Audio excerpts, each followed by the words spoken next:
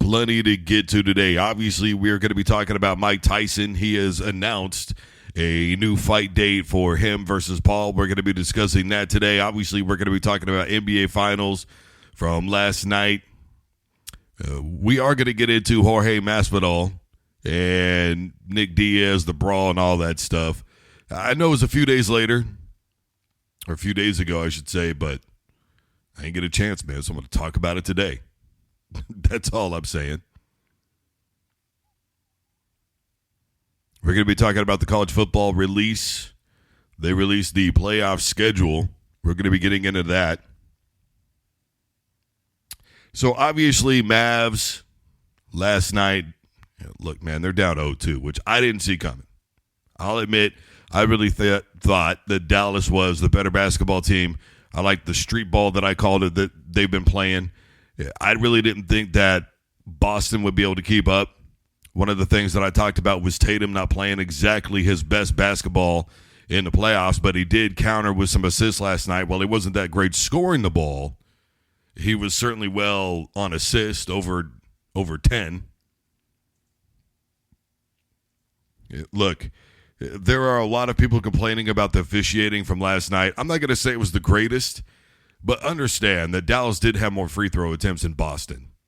So even with all the missed calls that were going on and a lot of the ticky-tacky fouls that the refs were calling, the reality is Dallas still had more attempts at the free throw line than Boston. In fact, they out-rebounded the Boston Celtics in that game last night.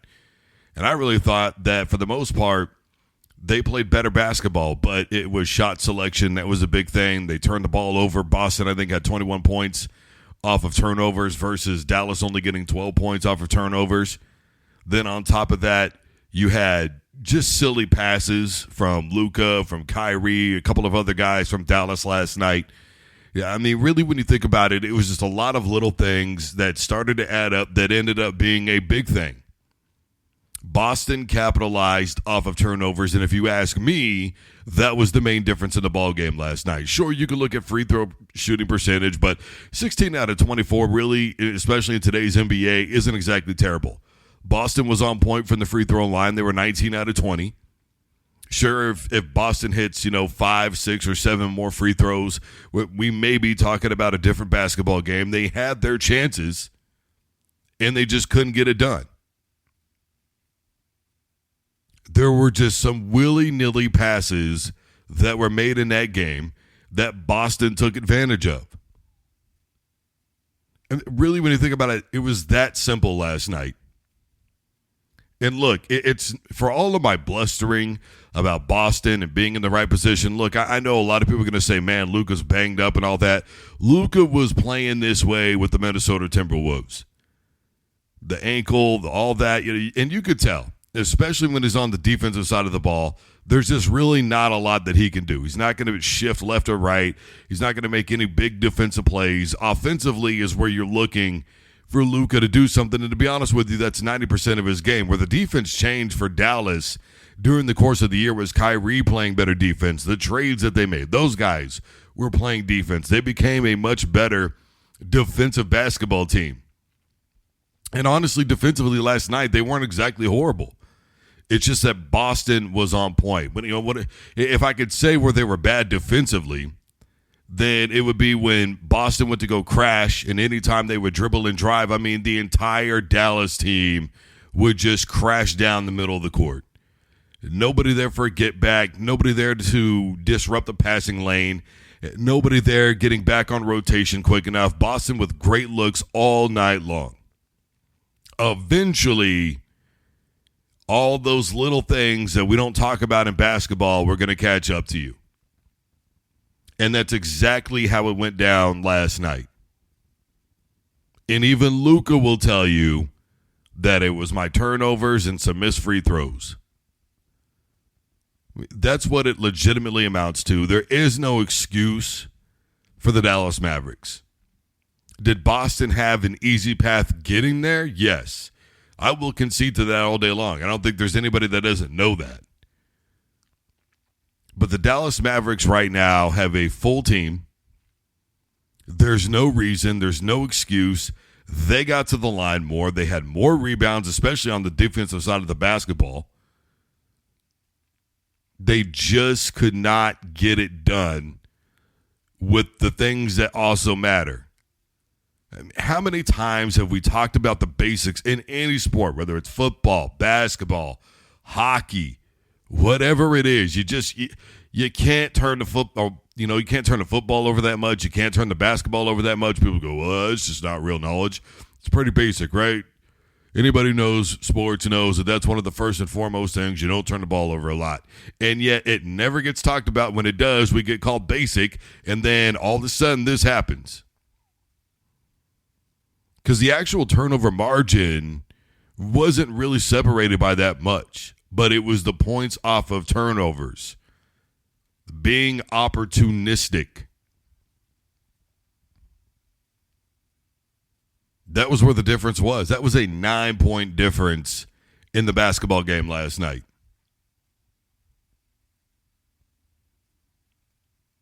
How many did Boston win by? You flip that around, and they probably lose by double digits. So again, I'm telling you, that's where it is. And it's as simple as that. Look, in today's day and age, we like to really try and break down and assess and figure out exactly what went wrong. And, look, I'll be the first to tell you, man, I really thought Mavs in 5. I'm sitting around thinking to myself, like, bro, there's just, after the way they destroyed Minnesota in that last game, and understand, I wasn't geeked up off of Dallas because of that win. I was geeked up off of Dallas during the course of the season when everything started to change, and I was like, man, they are playing different basketball. And they played different basketball all throughout the playoffs, and I thought, even though they didn't close it out with a shutout, a series sweep, whatever you want to call it, against Minnesota, I kept saying they just need to have a win by a lot of points, because what that's going to do is send a message to Boston. Well, they get blown out in the first game, and then yesterday, a game that they're probably going to look back on and go, we should have won, but we just did not capitalize enough. We were willy-nilly with the basketball, and that's all there is to it.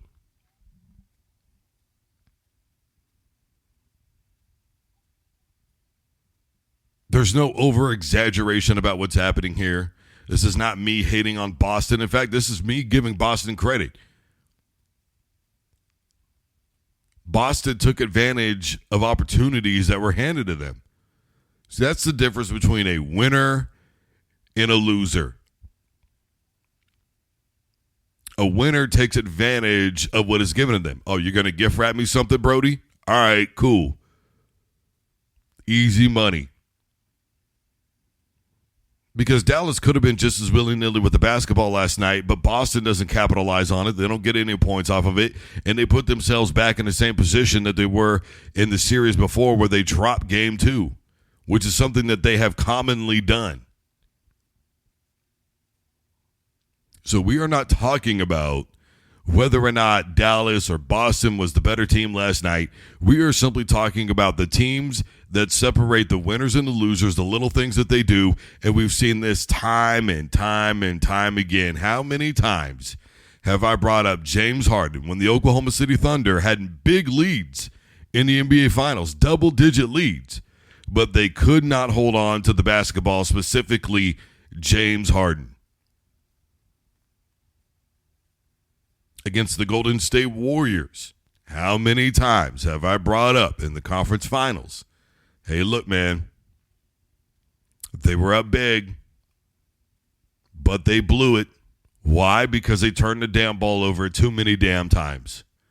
So for everybody that's out there listening right now, whenever you get wind of this, however you get wind of this, I want to be very, very clear. I never again want to hear you say, well, don't turn it over. It's pretty basic knowledge, bro.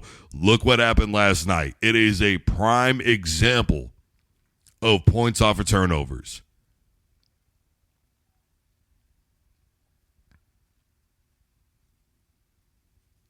It ends up destroying teams.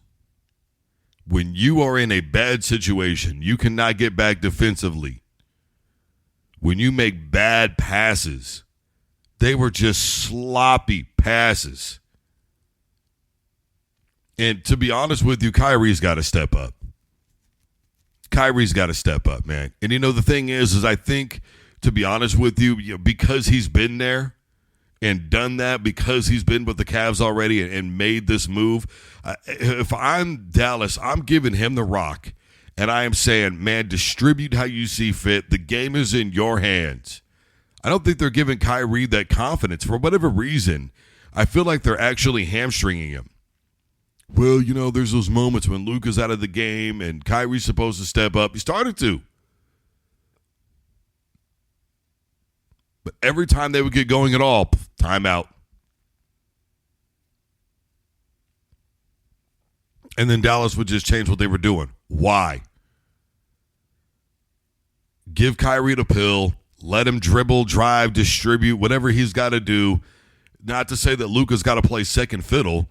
What I am telling you is there's got to be a way to incorporate where Kyrie looks like he's in control, but obviously still the main source is Luka. I would I would have a lot of post-up play. Get him one-on-one down low. I would do some pick-and-roll stuff. I mean, some old-school Stockton and Malone. That's what I would implement in order to get over on Boston offensively. You're going to slow it down. You're going to minimize the turnover ratio this way. Defensively, they really didn't play bad. So to me, it's not doing anything really different defensively, but offensively, I think that they've got to figure out a way to make it so that way their offense has more controlled style of basketball. And for Jason Kidd being the age that he is, nobody should know that style better than him. I mean, he saw it all against the Utah Jazz, the Chicago Bulls, the Lakers, the Detroit Pistons. He's literally, he's seen all that stuff, man. There's no reason for him to not know how to implement this style of play. And I think if they started to do something like that, then that would create a different dynamic and it would minimize the turnovers, thus minimizing the points off of turnovers and put themselves in a better position. Again, they lost that margin by 9 points last night, 21-12.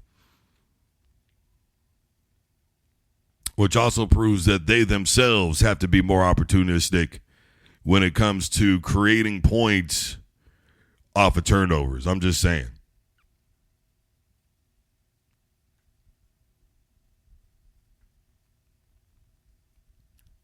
But before we get into this college football playoff schedule, did anybody see where Texas is now using Lamborghinis to recruit students? Well, athletes. Whew. Man, I'm telling you what. And they were dope too, man, because they were that burnt orange. I mean, they had some Jeeps and other stuff like that in the background, but, man, they had this one Lambo. It was orange with black, and then another one that was just straight up orange, another one that was white with black and orange. I mean, they were hard, man. You go walking in the door, and you're seeing all the cheerleaders, and then you're greeted by all these people. You want to talk about a hell of a scene. If I were 12 years old right now in today's society, I would dedicate my every moment to being an athlete. I wouldn't worry about women. I would not worry about nothing else. I would just focus in on my grades and being a supreme athlete, whatever it took. Whatever it took, my man. Good night. Lamborghinis? Bro, what did you do when you got to college? The first thing they did was hook me up with a Lambo, bro. They talking about me starting at linebacker this year already. You're 18. Yeah, I know. Pretty cool, right? What are you driving in? I'm in a Lambo. Can I drive your daddy's Lambo? Oh. So the college football playoff has been announced. Friday, December the 20th, followed by 3 games on the 21st.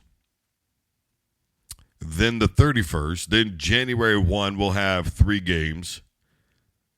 Then the January 9 semifinals. Well, it'll be 9 and 10. And then January the 20th, It'll be the college football playoff championship. Which, look at this. What bowl games are they using? The Chick-fil-A Peach Bowl, the Sugar Bowl, the Rose Bowl, the Fiesta Bowl, the Cotton Bowl, the Orange Bowl. Gee willikers. Who would have said about 11 years ago, hey, it's really not that hard to expand the college football playoff. All I got to do is use the other bowls. Come on, man. Are you serious? This isn't math. This ain't quantum physics. Oh, look, here they are. How would they do that? Dude, what you're saying doesn't make sense, yet here they are.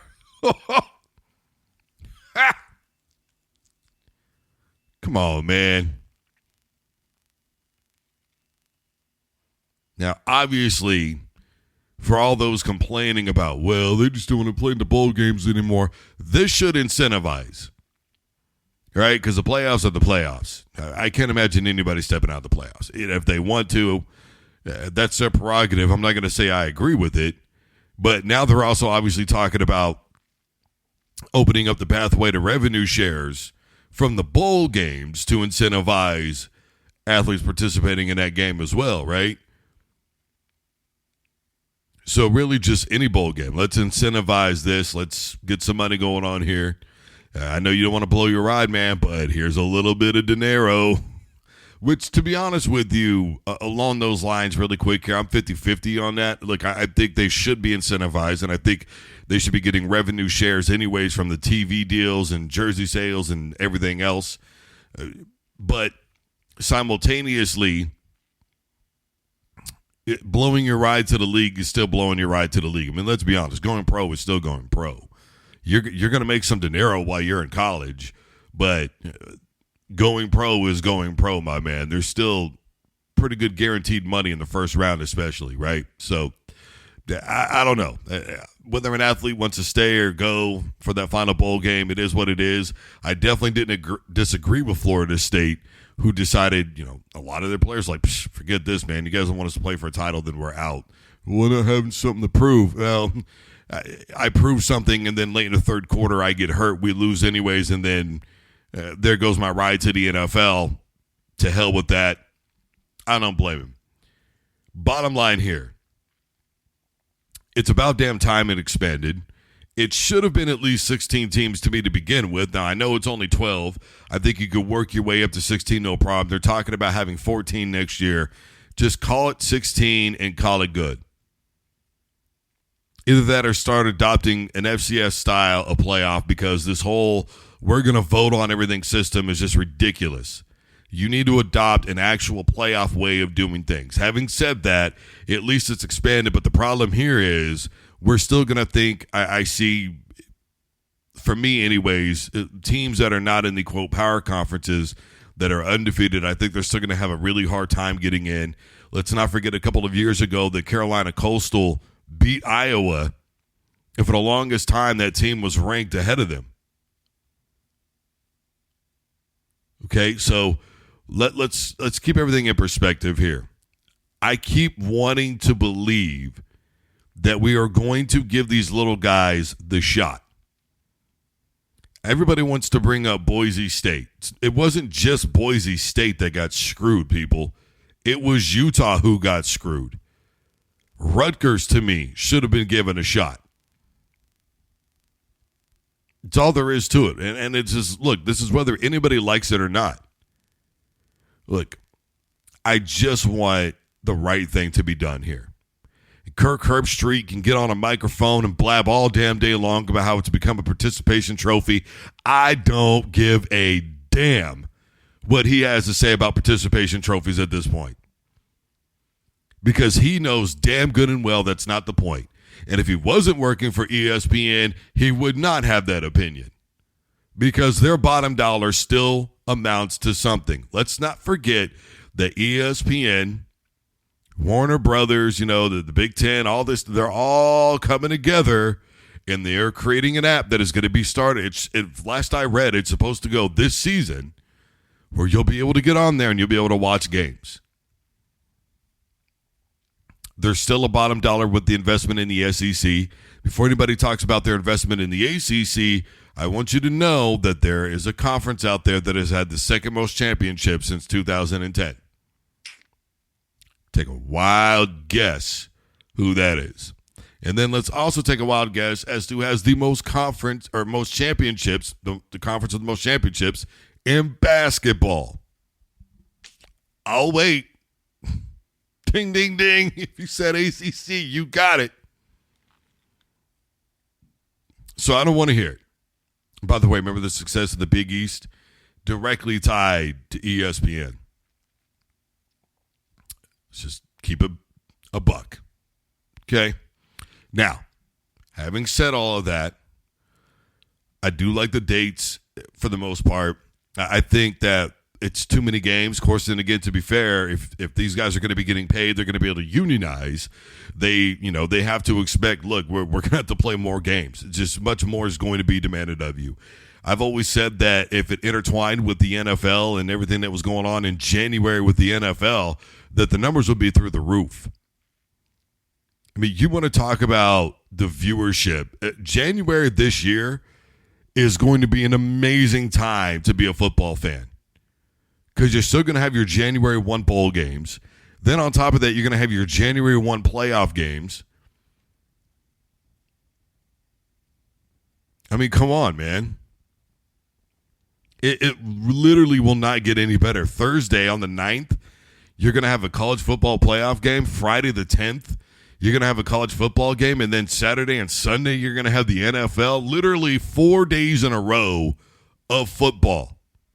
Who the hell doesn't want that? It'll never work. It's going to work.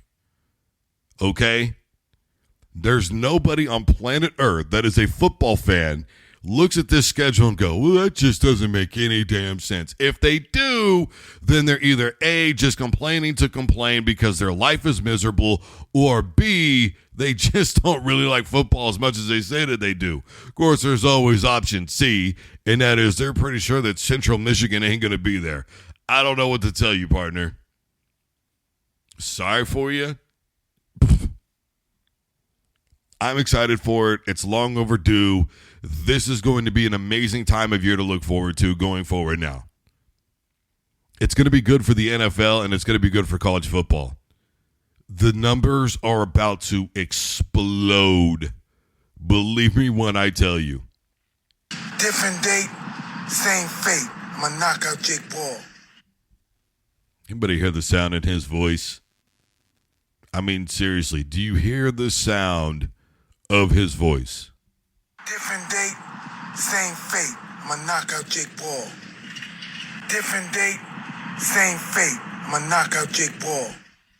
You know, he just sounds like an old smoker from New York. That's what he sounds like. And I love Mike, man. But this thing with his ulcers and all that, and again, look, this is not an age thing, okay? Anybody at any age, at any time can get caught with an ulcer. So people that are spewing that, I'm not saying that him being older has nothing to do with it, but anybody who's saying that, it's, okay, first of all, it's just pump your brakes. Secondly, I think what is bringing it up, because any doctor worth their salt will tell you got to minimize your stress. He's got the stress of having to work out. He's got the stress of having to do all this promotional stuff. He's flying everywhere. He's here. He's there. And it's not like, and I said this before, at this point, it's not like Netflix can cancel this fight. Or at least Mike Tyson can.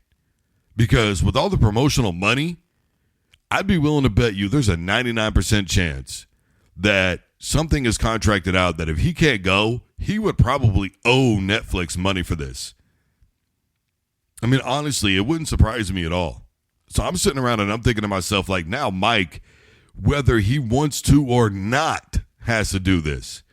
What did he do? He put out a statement. He said, look, I'm feeling 100% even though I don't need to be to beat Jake Paul. Look, man, there was a brief moment there when I was completely geeked up. I was watching that training video, day 3, still want to with me, and I'm watching this, and I'm like, shh. Yeah, I don't really think he wants to, bro. I don't think he wants to. And look, he still had the look in his eyes, when he was like, different date, same fate.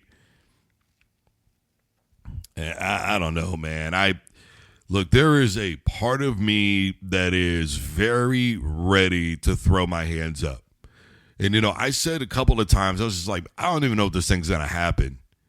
But I think for Mike, it's going to have to happen, because if it doesn't, in order to recoup the money that he's going to lose on paying them back for all the promo, the backing out, whatever he's going to have to get to Paul, the reality is he is going to have to do some movies. And I mean money quick. Because he's got the cannabis thing. He's got the shrooms thing. But I'd be willing to bet the movies pay out a lot better. I mean, if I were him, I'm on the phone with my agent going, bro, in case anything happens, I've got to have some bangers lined up. I got to have movie roles lined up. By the way, the new date is November the 15th. One of the things that they talked about was a 3-week time frame, right, for Mike to be able to kind of relax, recover. They can both have substantial time to train, but understand, while this has been going on, Paul has had nothing better to do with his time than to keep getting ready. At the bare minimum, Paul is going to have 3 weeks of training on Mike Tyson. And if anybody's ever had to train, they will tell you what 3 weeks is. And let's not forget, and I'm not saying that this fight is that magnitude. Before anybody starts to say anything, I need you to stick with this and hear me out. It's just an example. When Ali fought George Foreman, one of the things that people continuously leave out about that fight was Ali, to a lot of people, was not taking it seriously. He was goofing around. He was down there having a good time. He was hanging out, doing his thing. Foreman gets a cut over his eye. Right around that time, Ali started taking everything seriously. So while Foreman wasn't able to do anything because he had to let his eye heal up, Ali starts training. And he's getting 2-3 weeks a month on Foreman. And now Foreman is training behind Ali. And what is Ali getting ready for? He's getting ready for the rope-a-dope method. And what did I say before Roy Jones Jr. said it? And that is, for about 3 or 4 rounds, Paul is going to have to avoid him. He's going to have to avoid Tyson. He's going to have to move around, figure out a way to wear Tyson out, or maybe let him wear himself out, whatever the case may be. After that, it's probably going to be his fight. So now here we are. How many years later? As a prime example of, now if Paul is training this entire time, getting his cardio together, getting that stamina together, getting everything in tune, training a little bit more, he's got more time now. Look, they could say whatever, they both have time to train all they want to, but the bottom line here is this. Paul has now had 3 extra weeks at the bare minimum. Bare minimum. What are we? We're almost to the middle of June here. July, August, September, October, November. We're talking about a fight that's about 5 months out. Unless they sign something that says, hey, Mike, as long as you can't do this, neither can Paul, so just go ahead and relax and rest for a little bit. Paul's got time.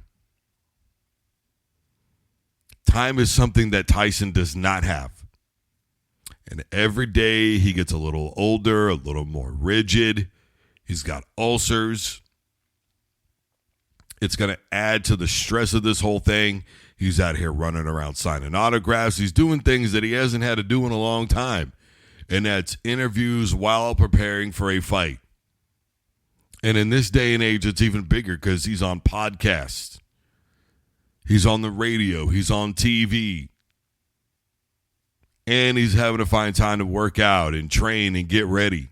Watch film, study. When was the last time you saw Paul doing anything other than making fun of Mike? Oh, wait.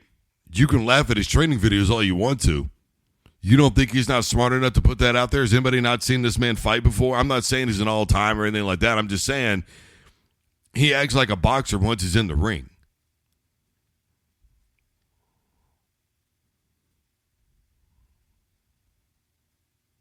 So what I am telling you is it's not good. And if this thing does happen, the further out it favors Paul. The same way that it did Ali. It just took that one little thing and it literally changed the course of history. It's whether people like it or not. I'm just saying, Drake, for the Mavs being in the situation they're in, because he bet on him. Damn it, bro. Why? Just leave sports alone, Drake. That's all we're asking, amigo. It's not too damn much. Is it? Is it?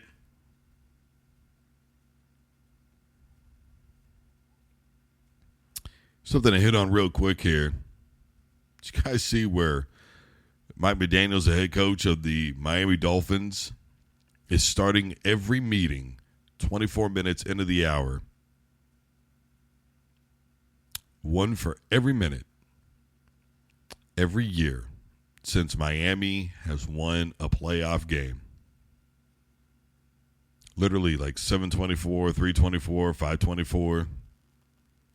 It's how long it's been since they've won a playoff game, and he is taking it seriously, which, by the way, that should be a good sign, people. I know that everybody thinks that Miami is just like this flash team, and they're all super cool, and it's like, I want to have a beer with them. Yeah, well, so does everybody else. But here's the thing. You got to win some meaningful games. And I think that with him doing that, that's the message. This is where we are. This is where we want to be.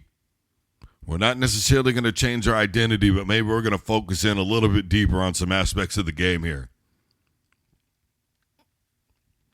So I would say, good man, good move. If I'm a Miami fan, I'm excited. Because I am making every single player in that locker room remember, you guys haven't accomplished anything here yet of significance. We're fun. We're awesome. We annihilated Denver. That was great. We beat everybody up. Cool. We lose some games that are bigger games. We need to learn how to, do this better, that better, whatever it is. Whatever he feels like he's got to clean up, man, that's a start right there. If you're not down with the movement, out the door, bro, him. I mean, it's getting to that point.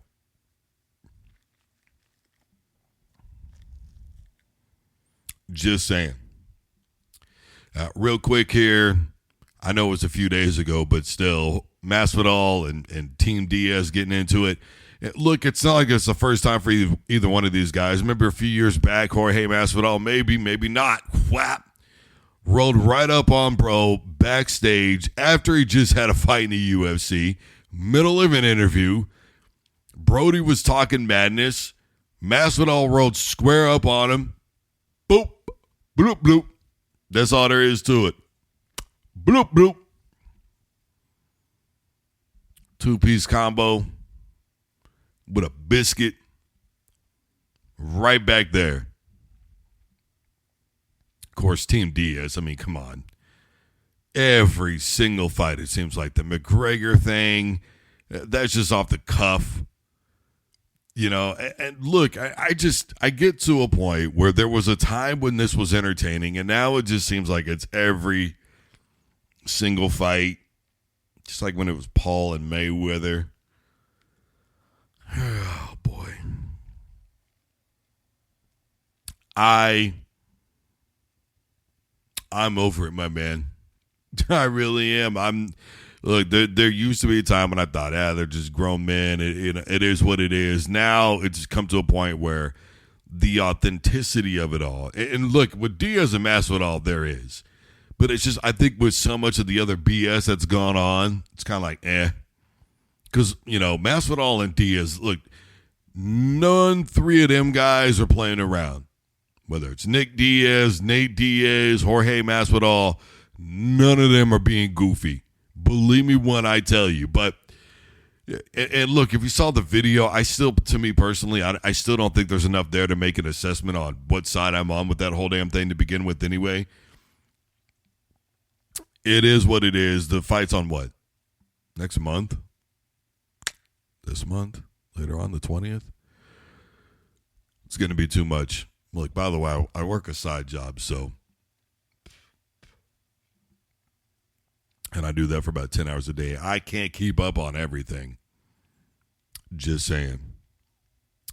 All right, everybody, I am Drew Duncan. The show's fired up and we are live. I am brought to you in part by WBFR Block 50 Radio, which is online 24/7, 365 at block50radio.com. I am wherever you are listening to podcasts. Tell your device to play Fired Up by Drew Duncan on iTunes, iHeart.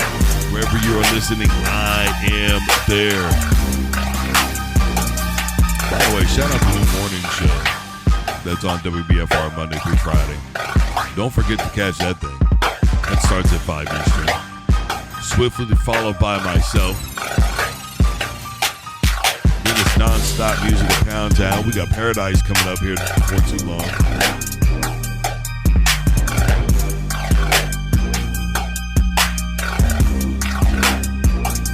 I'm going to be on the Hip Hop Network starting in August. Get ready for the Hip Hop Network. Download the HHN TV app, Roku, Fire Stick, iPad, iPhone, Android.